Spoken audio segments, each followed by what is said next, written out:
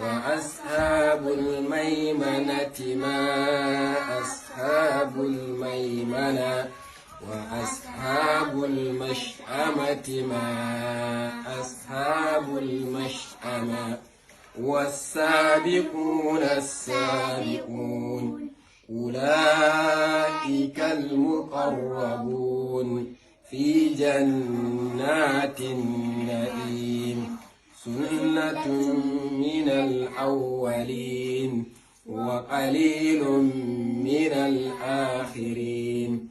على سرر موضونة متكئين عليها متقابلين يطوف عليهم ولدان مخلدون بأكواب وأباريك وكأس من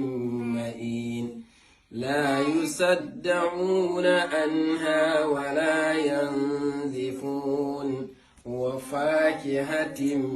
مما يتحيرون ولحم طير